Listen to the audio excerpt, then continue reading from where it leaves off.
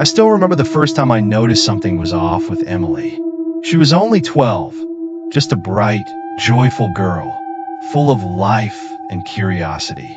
It started with small things, muttering under her breath, a slight change in her voice. I brushed it off as typical preteen behavior, but soon it escalated. One evening, she sat on her bed, staring blankly at the wall. I asked her what was wrong, and she turned to me, but her eyes looked different, darker. "They're coming for me," she said, her voice chillingly flat. My heart sank, but I thought maybe she was just going through a phase. I wished I could take it back. As the weeks passed, things grew more disturbing. Objects would move on their own. I'd find her speaking in strange languages. Once I caught her writing symbols on her bedroom walls.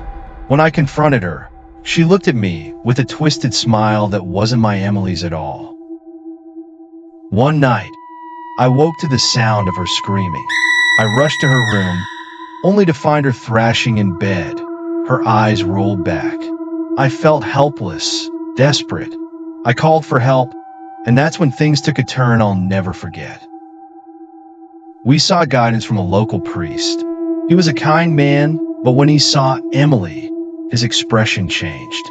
He whispered something about a dark presence and recommended we try an exorcism. I was terrified, but felt I had no choice.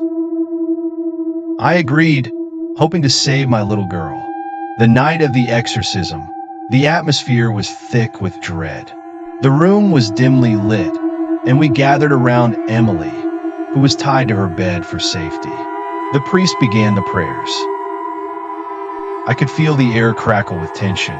Emily thrashed and screamed, her voice contorting into guttural sounds that were unrecognizable. It was like watching a nightmare unfold.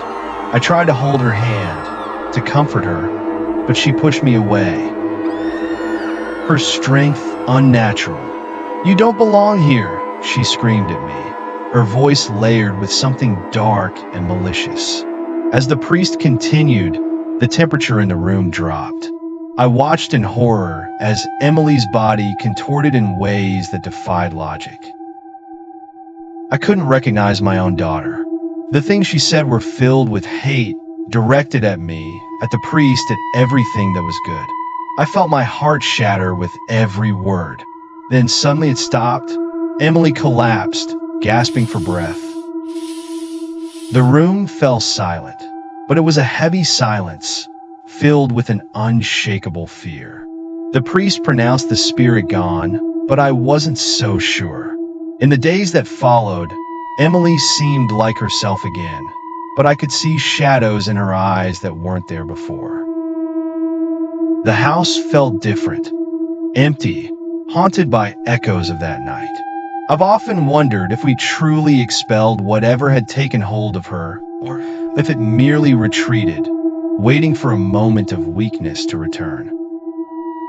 To this day, I hear whispers in the dark and catch glimpses of movement from the corner of my eye. I'm forever changed. My daughter is back, but I can't shake the feeling that something is still lurking just out of sight. Don't forget to like, share, and subscribe for more.